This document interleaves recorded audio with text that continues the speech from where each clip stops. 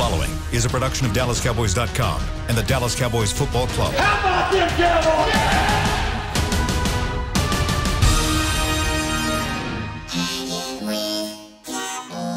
Blowing out of the backfield, exploding down the sideline.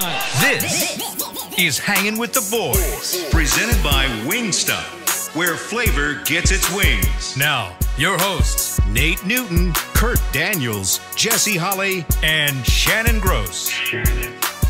Mike, you've been in the stadium a couple of times since you've won the Super Bowl. Nate. Sorry about that, Coach. You guys have been in the stadium a couple of times since you won the Super Bowl. To go there this weekend as the Cowboys. That is our man, Nate Newton, busted into the press room All right. a couple of days ago for the Coach McCarthy. What's up, you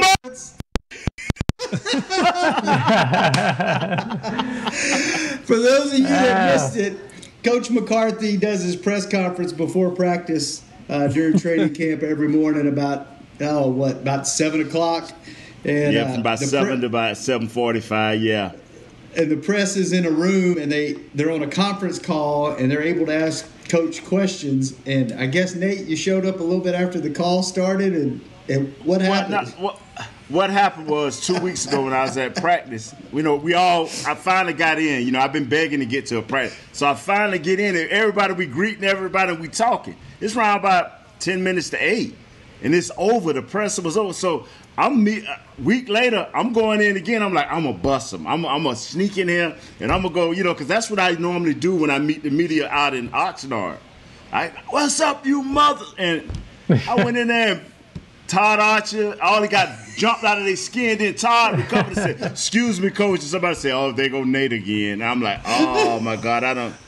You got these 800 mics around this little box where Coach is speaking through the speaker. And I said to myself, and then I find somebody text me something of a picture of Coach McCarthy, like eyes exploding. And now Rich Dalrymple, the other night, we doing the scrimmage, right? Rich Dalrymple went in and say, "I could understand when you was 29 and I was getting on you. But you're 58 and I got to get on you again." And we just bust out laughing. He said, "Same Nate." He said, "I love you, Nate." He said, "Thanks to you, we're going to, Coach McCarthy asked that he would like to see the people that that he's talking to. So now they're going to try to set up a situation so everybody will be in one room and Coach McCarthy." I'm thinking, come on, Coach, you can't be scared. That air attack you got bombing folks, you can't be scared when somebody bomb you and blitz you, Coach. Come on, man. That's perfect introduction. Perfect introduction, Yes. Nate. You made Coach, I went down and meet him laugh. straight up. I'm going to hug him. When I meet him straight up, I'm just going to walk up and hug him. "What's up, Coach?" He probably punched me, but it's okay. That's so great. Yeah, he was trying to hold it together. And first, he was trying to figure out, like, what the hell is going on? And then Right. he figured it out, and he started kind of grinning. And he was like, "Okay, so welcome to Dallas. This is Nate Newton, host of Hanging with Yes, the sir. Yeah. How you guys doing today? Y'all good? Good, man. Good, yeah. Yeah, we got to watch a little practice last night, or did we actually get to watch practice? We got to watch practice. Yeah. What were you watching on TV? The one I saw, I didn't get to see much. I got to see They did Nate. that perfect. They did that perfect. I was wondering how they was going to pull that off. Because they came up, Scott and all those guys came up into the booth and said, let's give you the rules. Rule number 1 is we will not talk about anybody that's drafted after the 3rd round will not be mentioned. We say, what? Wow. He said, yeah. Anybody that's a new guy, that's a rookie, will not be mentioned. I said, oh, that's free agent. I said, okay. He said, we will not talk any formations. All right. And he said, there will not be any numbers on the jerseys. And he said, on top of that, we will just show a bunch of pictures of people. And we said, okay. And we say, and I just told him, I said, thank you for the free money, because I don't have to do no but just say, hey, who is that guy? And who is that guy? Because besides the big dogs, the Ezekiels, the Dax, the Amaris, who do you know? it's like 4 or 5 guys had the same body build.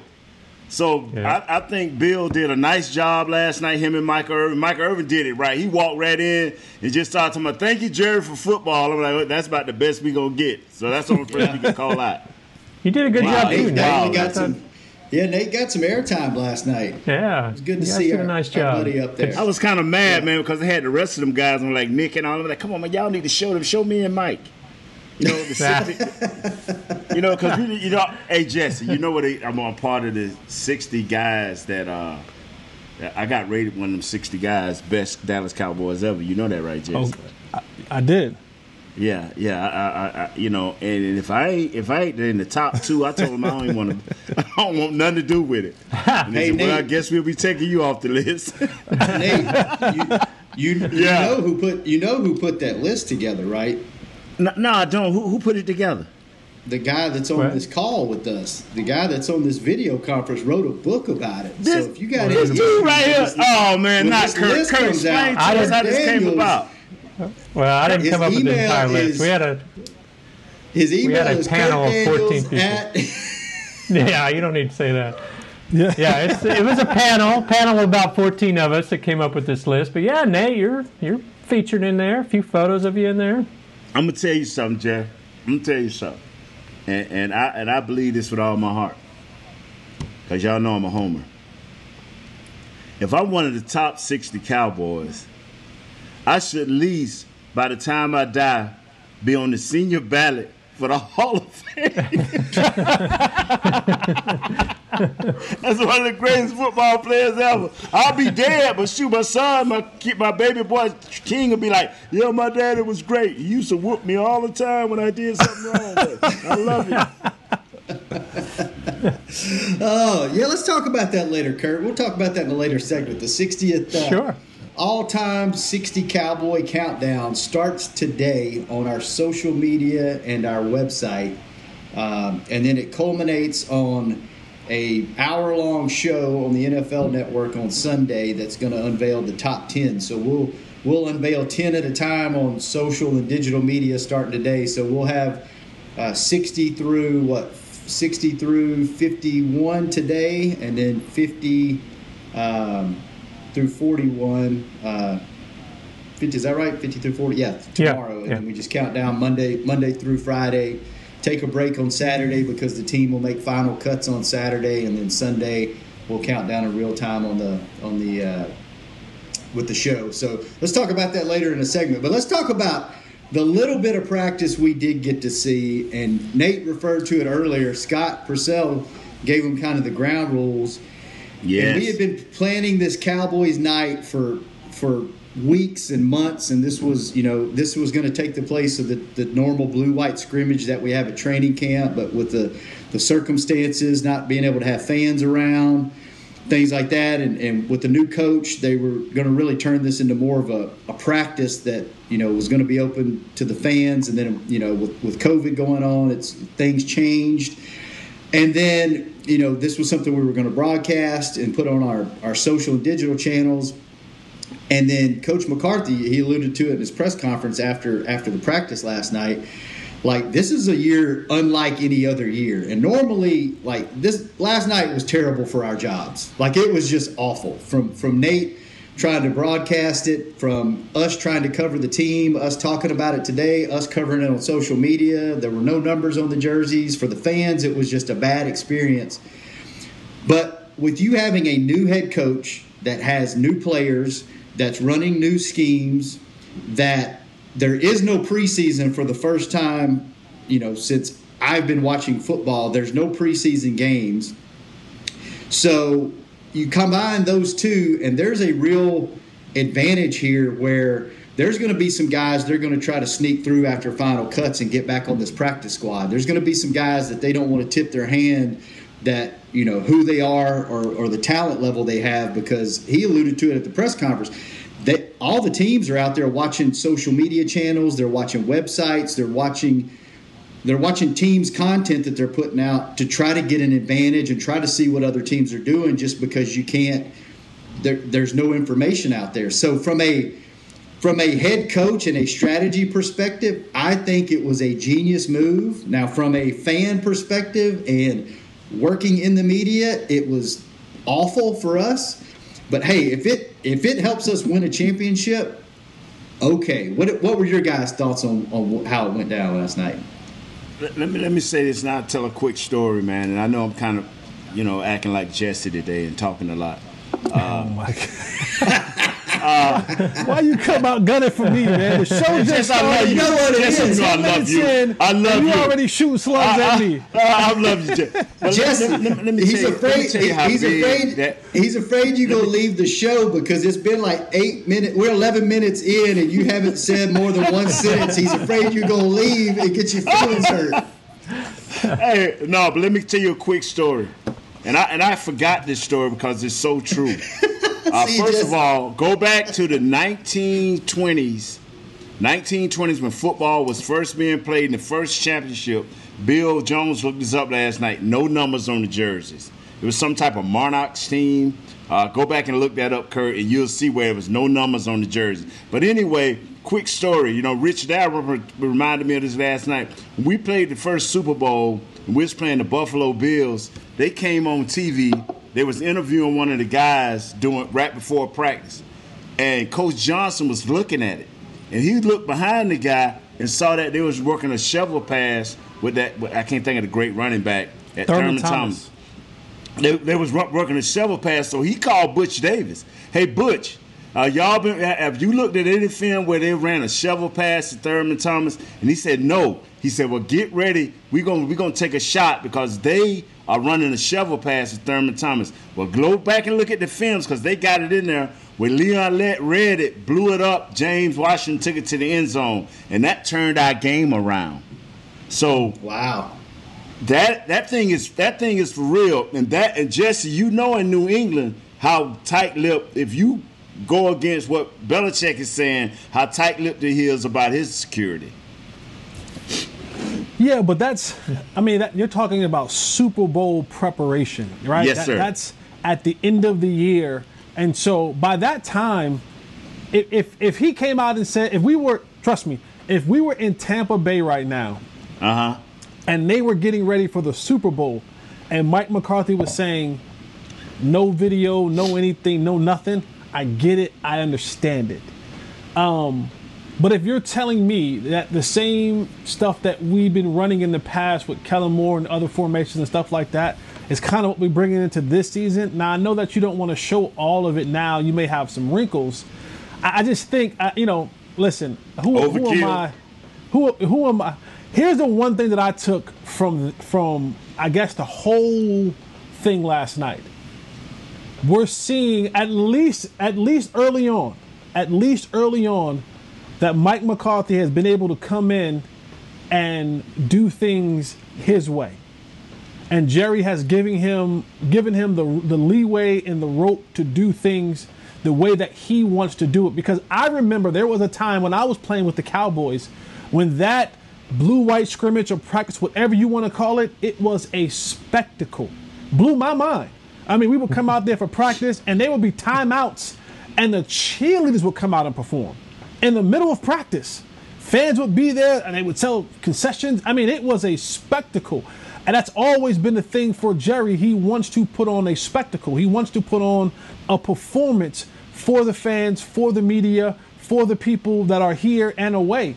And this is the first time since I've been a part of the Cowboys and been covering the Cowboys where this opportunity has not been, quote unquote, a spectacle or almost a game-like situation where you have all of the hoopla that we see on game day. And so that tells me that if this is the way Mike McCarthy wanted it run, Jerry had to okay it. And maybe that's an early indication that now this, we all know when it comes to Jerry, if we have success, he'll continue along that path. But if we begin not to have success, he's going to take the reins back and say, okay, we tried it your way, it didn't work, now we'll go back to trying it my way. But at least initially, early on, you're seeing glimpses here and there. No numbers on the jersey, red practice jerseys, no media, can't tweet during practice, can't video during practice. You're seeing all these little things that in the past Jerry was opposed to it. He was on the other side of it, that he's now allowing Mike McCarthy to come in and run things his way, the way that he wants to do it. I hope it renders success. I hope at the end of this all, it is success at the end of this tunnel. Shannon know and I know this is a 1-year thing. It is. Yeah. It is. I'm serious. Kurt knows. He's giving Coach this leeway because it is a slight advantage, especially in the first 2 or 3 games. It is a slight advantage. But after this year, we've been assured as media types that this won't be going that way again because the president has been set. It's just a funny year, Jess. I mean, It's just a funny year because next year, because I've been banging the doors. Shannon will tell you every day. Derek will tell you, like, come on, man, for real. You want me to report and give honest views? They want you to report and give honest views to something you can't see or connect with? That's not giving honest views. And Mr. Jones, not big. The media is to this team's success when there's no success. 8-8 is not successful. But this team continues to be successful because it is a media magnet. Yeah, and I think if it wasn't for no preseason, that it. Thank you. It would be normal. But because there's not preseason, you haven't seen any of these guys. You haven't seen any formations. You don't know, like Nate said, don't talk about guys after this round because they don't want to leak it out through our channels. Who's on this team and who's not, for who they can try to go sign as a free agent after they make final cut. So I don't hate it. And Jesse, I thought you would be on board with it. You sound kind of like you're not on board with it. I thought you'd be like, hey, freaking Mike's gonna win. Let's go.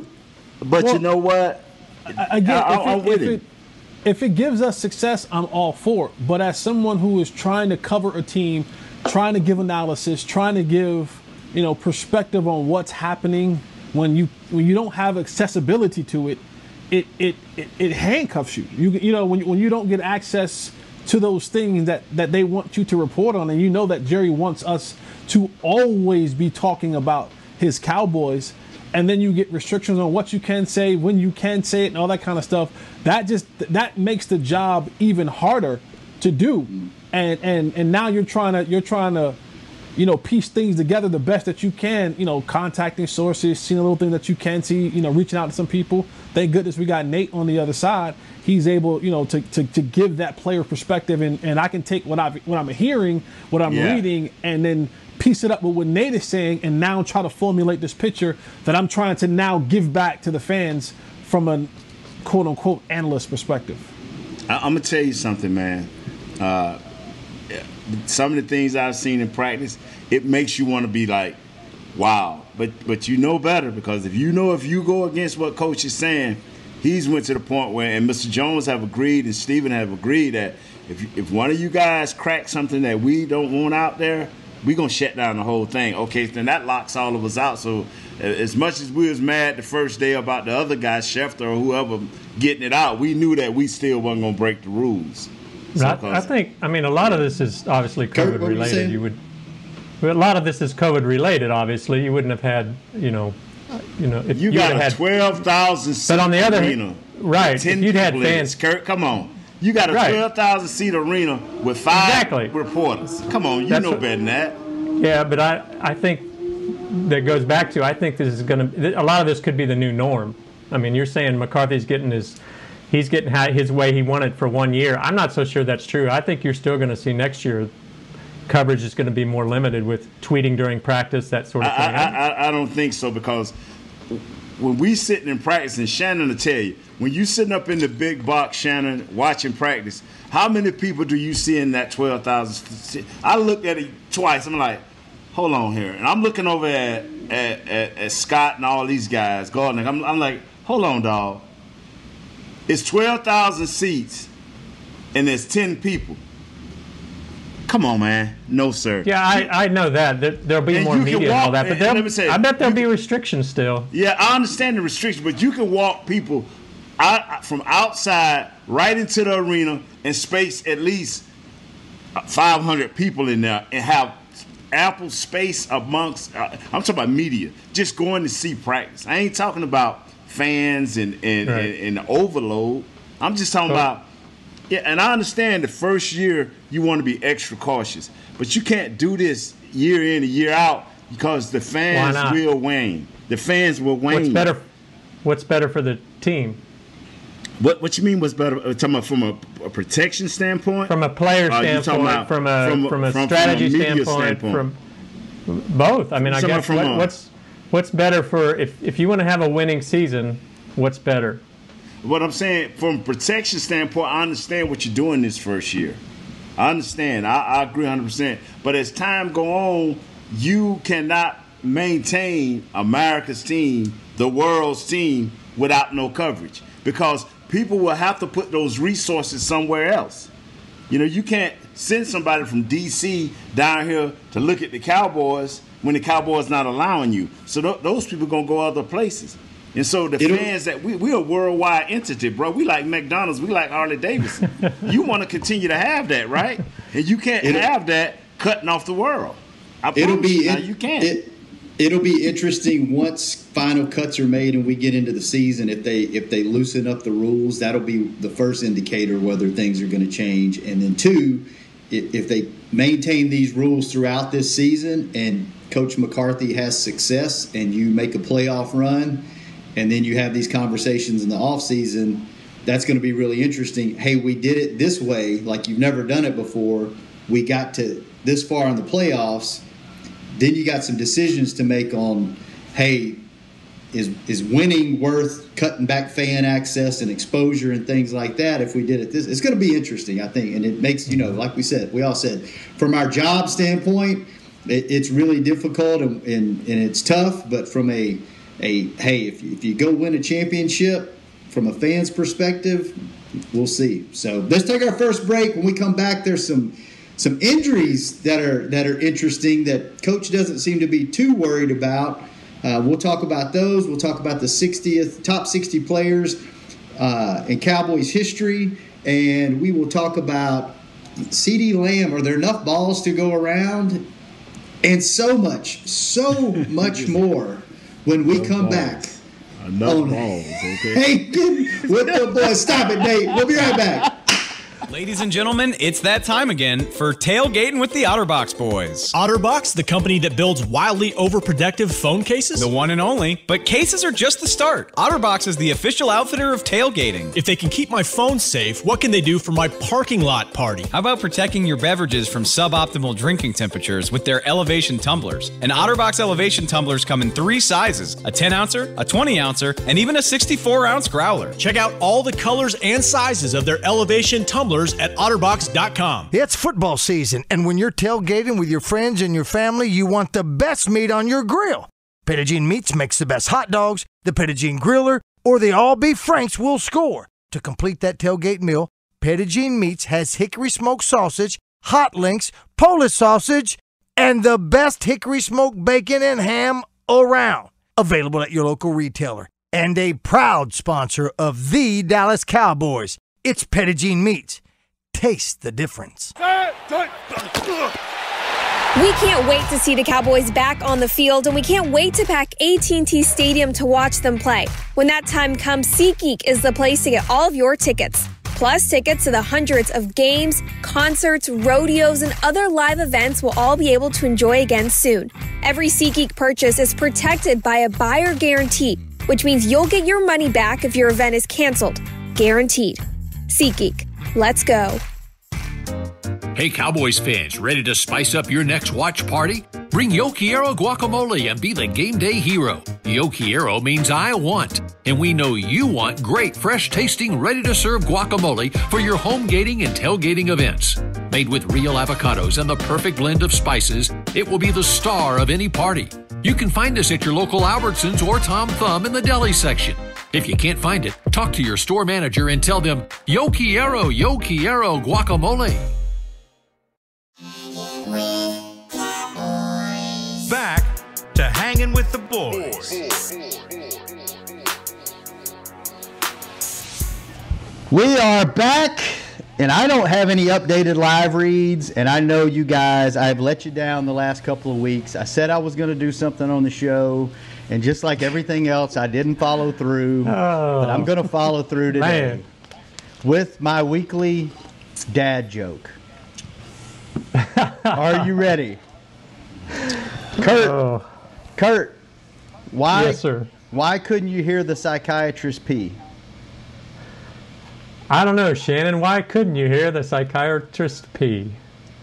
Because the pee is silent. Oh my God. Oh, Chris, can we go to break again? Okay, sorry about that. All right. Back to the show. You did better when you did better when you was you did better when you was closing out talking about if there's enough balls. Derek's gonna cancel our show. This is it. Derek's gonna cancel our show. You keep coming with these dad jokes, Derek's gonna cancel our show. Hey, you know what? Of all the stuff that has happened on this show, like that would be something that would do it. Like we've done the most outrageous stuff. It's gonna be something little that gets us. You watch. It's gonna be something small that we're like, really? Over that? That's what's happening? All right, so yesterday, like if Nate didn't have any pants on and stood up or something like that, it'll just we'll all get. God, that'd be terrible if that happened, wouldn't it? That would be. That might be. I have a new job in a new industry. That's all that'll be.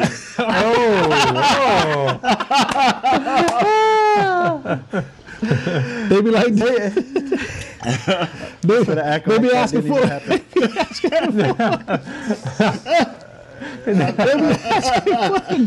I'm Grace, baby. Ugliness at its finest. Xavier Woods left practice yesterday with what appeared to be a groin injury. That's the speculation. Coach McCarthy didn't seem to be too concerned after practice about it, but you know, if he's hurt, what does that do for your safety position? Are we in big time trouble if this is a lingering issue, or do you guys feel good about the safety position? What are your thoughts? Well, go ahead on, Jess. No, go ahead on, you Jess. got it. No, you got it. You got it. Go ahead. You got it, Jess. No. I might get myself in trouble. I'm gone, man. I'm glad you jumped in. I'm glad you jumped in. Go ahead on, Jess. No, go ahead, please. I want to hear your opinion. I really do. I might get myself in trouble, so please. Y'all two need to shut up and when he talks. I can tell you. You know what I like about this social distancing is it keeps my hands from around a few guys' necks. You know what I'm saying? Hey, but you know what? See, Jess, I know you want to go. I know where you want to go, but I tell you what, man.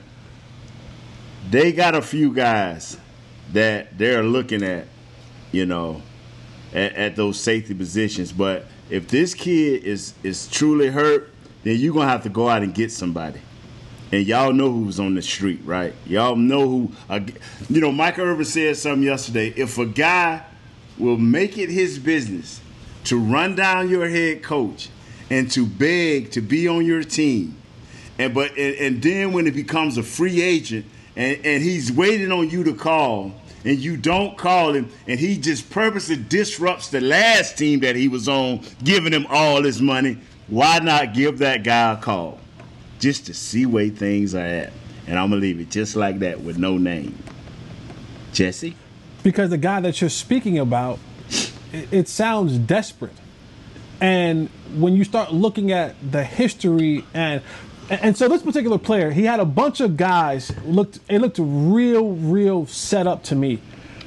After this particular guy gets released from a team after running a foul, and it wasn't the coach's decision. You had in-house players, your peers, go to the management and say, we are better without him. We don't vibe with him. He doesn't vibe with us. He's killing our locker room culture. He's killing the way that we're doing things.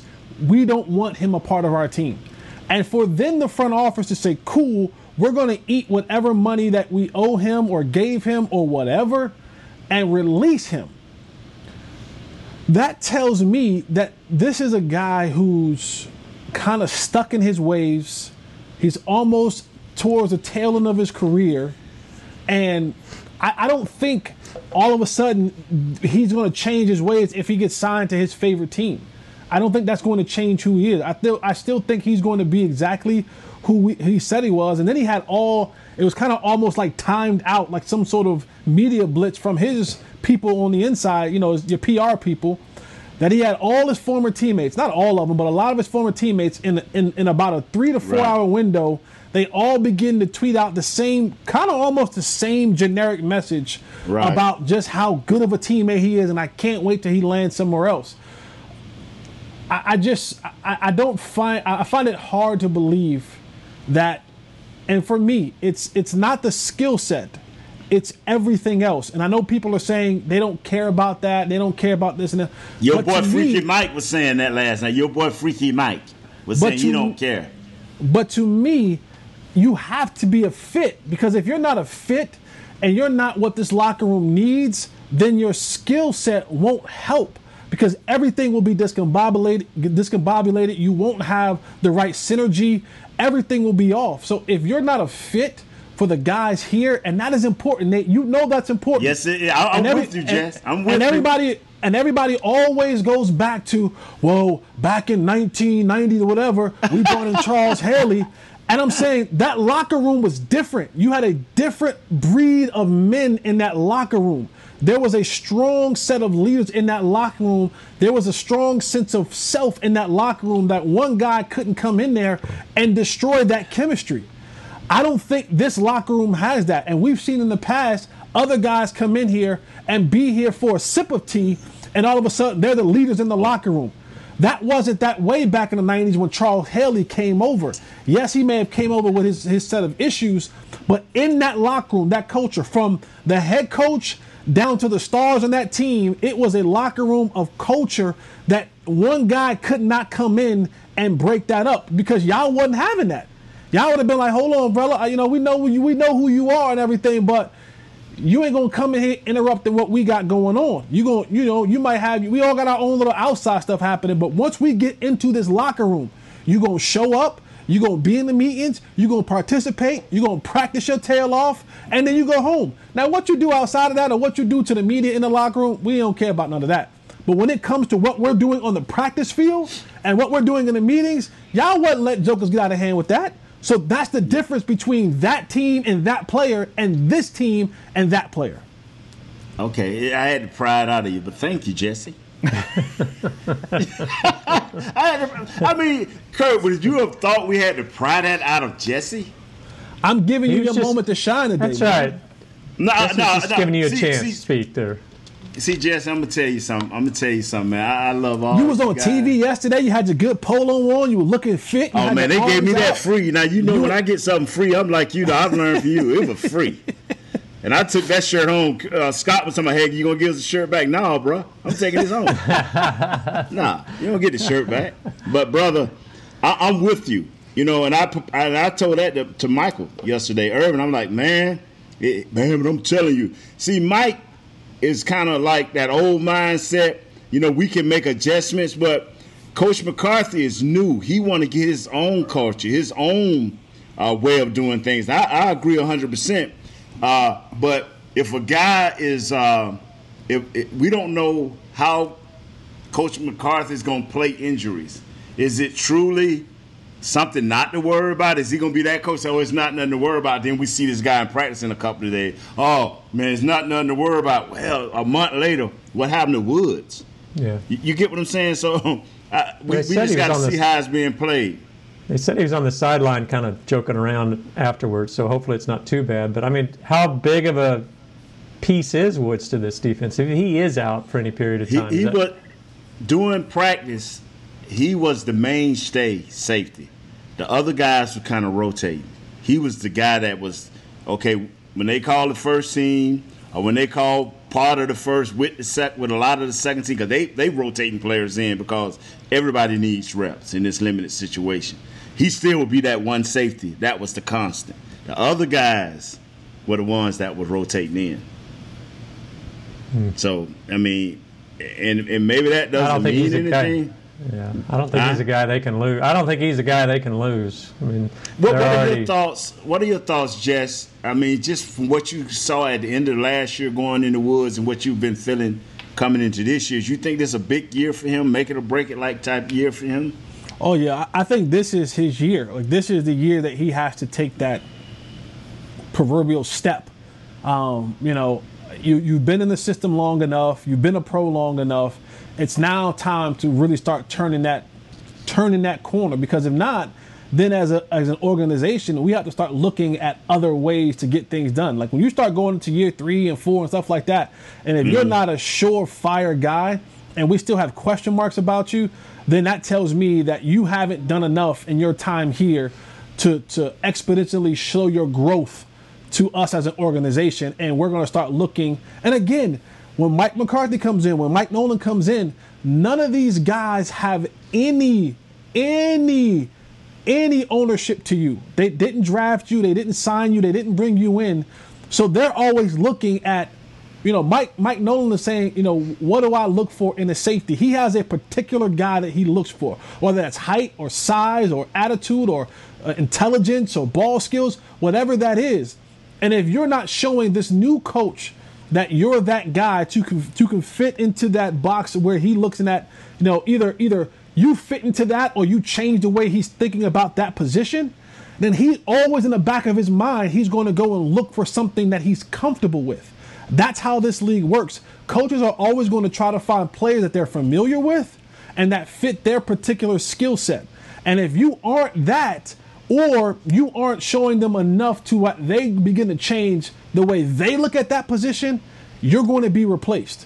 And so this is that 1 year, and because they didn't have the offseason to evaluate, they didn't have OTAs and mini camps and all that kind of stuff to really evaluate said player, they kind of almost have to go with some of the starters that were there and try to fit these pieces together to make their, you know, proper adjustments going forward. But once we get into the season, if Woods or HaHa or whoever else is playing those positions aren't panning out, then Thompson. they're going to move. They're going to make moves. They're going to have to do that, because they're saying, you know what we thought in practice isn't what we're seeing in the game, and vice versa.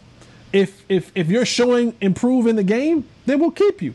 But if what we saw in practice is not translating to the game, they're going to get guys in there that can do it. I just think, for me personally, I just want to be able to see this coaching staff with our veteran players, give them a shot. Give them a shot and see if it can work. And then if it doesn't work, you'll have an opportunity to go out there and make moves. And see, that was my thing going into last year as the season was ended. I was like, before I judge these players, I would like to see what the new coaching staff is going to do with them. And because when you have two sets of eyes, I mean, old coaching staff and new coaching staff with these players, and then you get the same players, then, you know, you like, wow, man, these guys wasn't good for the old coaching staff or the new coaching staff. But if some of these guys, like Anthony Brown, and Shannon, you can attest to this, looks like the guy we saw 4 years ago. I'm like, he's making plays, and I'm like, hold on, is this guy just got a good memory for remembering the plays that they run against him in practice, or is this the guy that we saw on the field as a rookie? So he's been playing nice.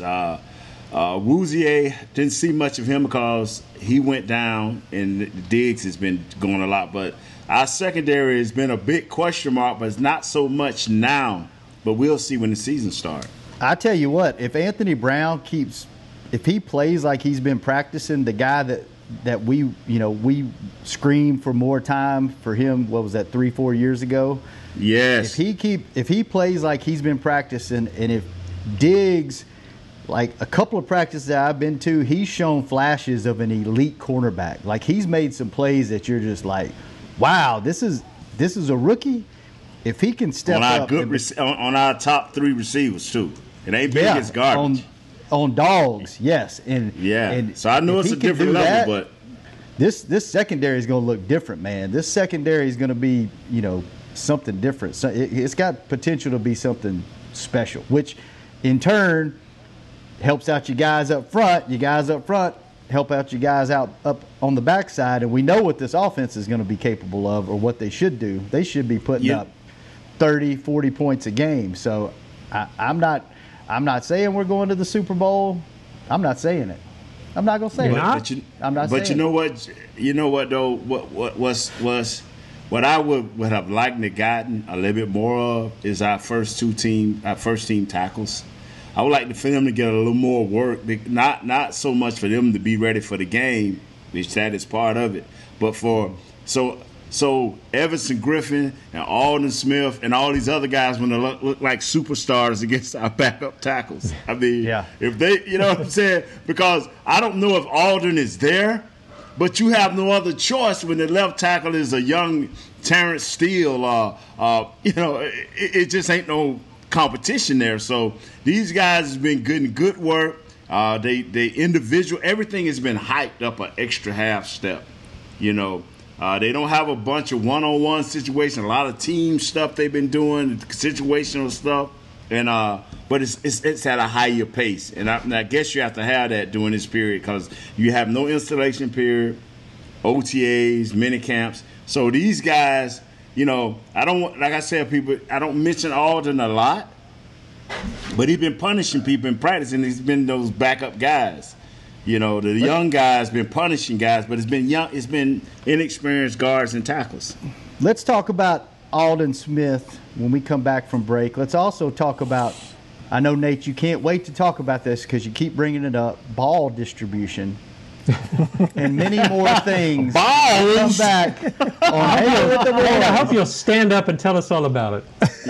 Ladies and gentlemen, it's that time again for Tailgating with the OtterBox Boys. OtterBox, the company that builds wildly overprotective phone cases? The one and only. But cases are just the start. OtterBox is the official outfitter of tailgating. If they can keep my phone safe, what can they do for my parking lot party? How about protecting your beverages from suboptimal drinking temperatures with their elevation tumblers? An OtterBox elevation tumbler come in 3 sizes, a 10-ouncer, a 20-ouncer, and even a 64-ounce growler. Check out all the colors and sizes of their elevation tumblers at OtterBox.com. It's football season, and when you're tailgating with your friends and your family, you want the best meat on your grill. Petit Meats makes the best hot dogs, the Petit Griller, or the all-beef Franks will score. To complete that tailgate meal, Petit Meats has hickory smoked sausage, hot links, Polish sausage, and the best hickory smoked bacon and ham around. Available at your local retailer. And a proud sponsor of the Dallas Cowboys. It's Petit Meats. Taste the difference. We can't wait to see the Cowboys back on the field, and we can't wait to pack AT&T Stadium to watch them play. When that time comes, SeatGeek is the place to get all of your tickets. Plus, tickets to the hundreds of games, concerts, rodeos, and other live events we'll all be able to enjoy again soon. Every SeatGeek purchase is protected by a buyer guarantee, which means you'll get your money back if your event is canceled. Guaranteed. SeatGeek. Let's go. Hey, Cowboys fans, ready to spice up your next watch party? Bring Yo Quiero guacamole and be the game day hero. Yo Quiero means I want, and we know you want great, fresh-tasting, ready-to-serve guacamole for your home gating and tailgating events. Made with real avocados and the perfect blend of spices, it will be the star of any party. You can find us at your local Albertsons or Tom Thumb in the deli section.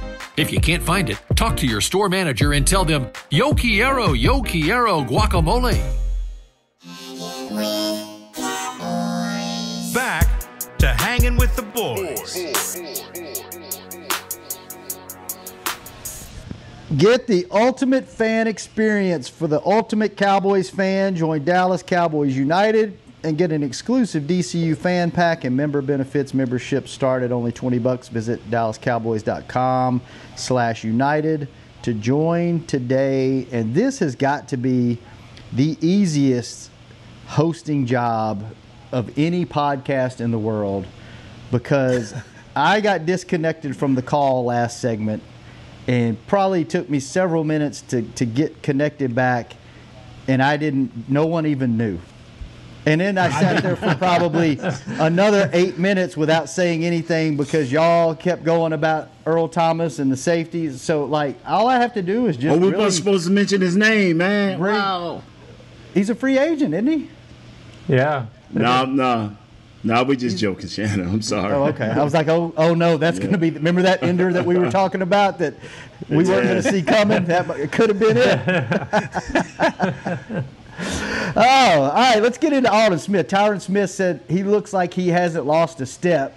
Nate, when you were at practice the other day, you mentioned he was just killing people. What did you see? Yeah. Was it because of the lack of competition on the other side, or does he look like he could be be Aldon Smith of old? He's gained at least 15 to 20 pounds. Because when we first last saw him, he was like a guy that's 250, 255 at the most. Now he's probably about 270, 275. He's more mature at the age of 30, 31. And Kurt, you probably know his age. He's bigger, he's stronger. But you won't know who he is until these games start, until they either knock some of the edges, some of the rough edges off of him, and let him get into some game type shape, because he may lose a few pounds when he said, okay, I may need to lose something so I can get back close to some of that speed and quickness that I had. Right now, he's playing a power game because he's not asked to do anything else. He looks nice. He looks nice. He's 30, just so you know. But thank you. What's gonna be his biggest issue now coming back? Is it the speed of the game? Is it his stamina, or is it the mental side of it? He's been through some struggles. What's gonna make the difference for him being successful or not? I think it's just getting back to the speed of the game, because I know he's going to be relying a lot on his power and his strength. He's going to have the knowledge of watching the tapes. But once he get a little bit of his speed and quickness back, and then he say he has his instincts, but it's hard for me to believe that. You have to play to keep them. You have to play to know them. You can read formations, all of that, but that natural thing that he had before, even before he left the game the first time, that's something you have to work on. That's something you have to be involved in and get into some type of rhythm. But I think the speed of the game and him getting some of his quickness back, that's going to allow him to give us some type of help. I don't know what he would give us, but he got the body part. Well, not the body part, but the body. It looks that way, like he can help us. I'm sorry. I'm sorry. Here we go. Crazy. Here we go. Speaking of body parts, let's just get right into it. Ball distribution. CeeDee Lamb on this team with Michael Gallup, Amari Cooper. Now you got Blake Jarwin, which is a pass-catching tight end. You got Zeke out of the backfield. You got Tony Pollard out of the backfield. Wide receivers, and we'll start with the wide receiver on this show, are known for being confident, and they're known for wanting the ball. Like if a receiver is a dominant receiver, he wants the ball in his hands. So with all these guys, CeeDee's having a great camp. They've mentioned 3 1,000-yard receivers, and then throw in Blake Jarwin. He could have a 1,000-yard year. It's nice in theory, and it looks good to the media when everybody's on the same page. And we can have 3 1,000-yard receivers. Jesse, how does that play out? I know when you're winning, it's okay, everything's good. But if it gets a little rough and ball distribution kind of goes one way or the other, how is that going to work on this team, and what's that going to look like during the season? Is it possible to live in peace and harmony all year with 3 number ones on a team? Yes. Yes, it is. But it's going to take tremendous leadership from guys like Mike McCarthy, from guys like Dak Prescott. When you're playing that quarterback position, it is imperative that you understand and the temperament and the attitude of your playmakers. I go back to when Tony Romo was playing with Dez Bryant. Like, Tony would know, every now and again, he'd go, you know what, now's the time, and even though we don't call a play for Dez, now's the time that I have to get Dez the ball. Because if I don't, then I lose him. I lose him in the complexity of the game of, the guy wanting to be nothing but a help and a playmaker, but maybe calls aren't going his way, or there's some double teams or things are happening. So there will be time where Tony would just, whatever the play was, he would just change it, call a smoke route, and just throw it out to Dez. Not because, it was going to gain a lot of yards, but it was because that Dez just needed to touch the ball. He needed to have the ball in his hands ever so often just to keep him engaged into the game.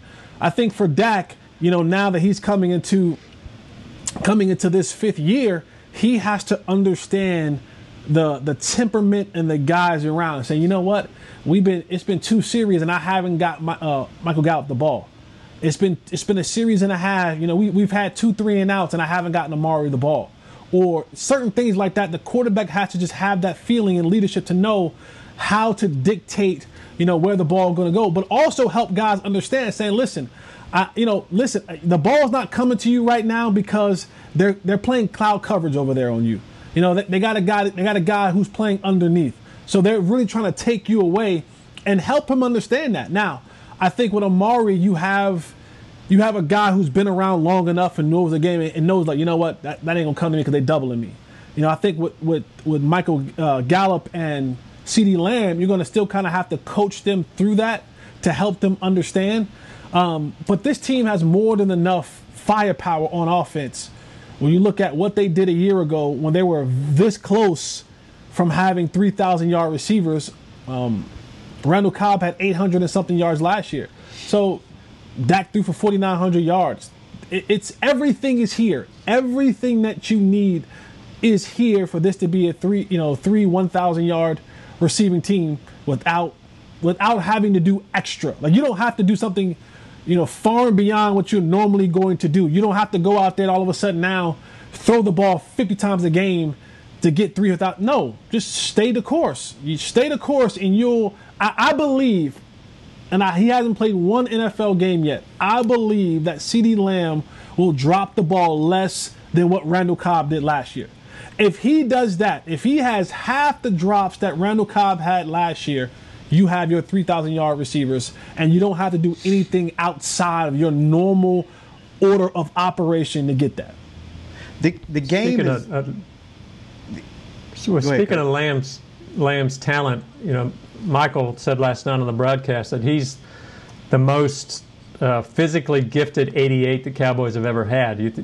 You buy into that? You think that's true, or is Michael just kind of showboating a little there?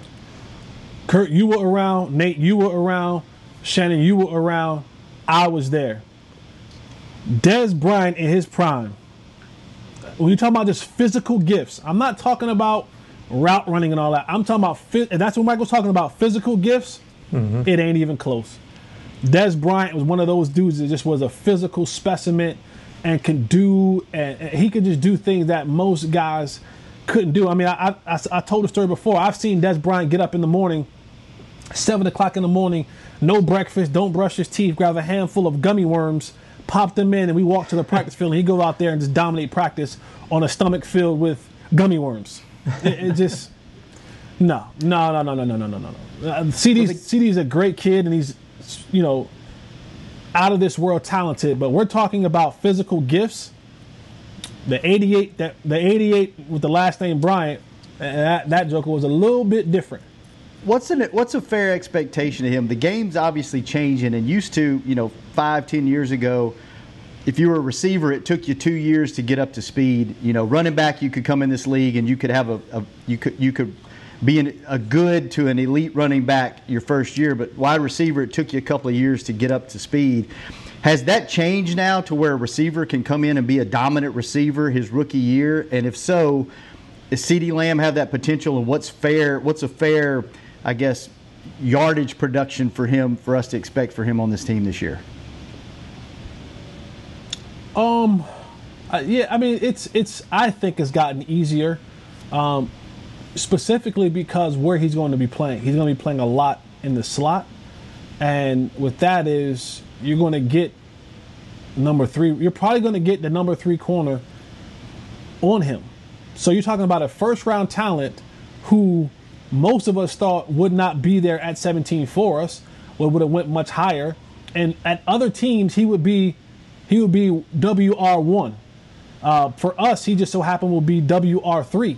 And with that type of talent playing against a lesser than corner in a bunch of space, I think now you'll see him be able to do and work in ways that will allow him to be successful early on. and the pressure isn't on him. There's zero pressure on CeeDee Lamb to come in here and be the savior. He just has to come in here and be a part of something.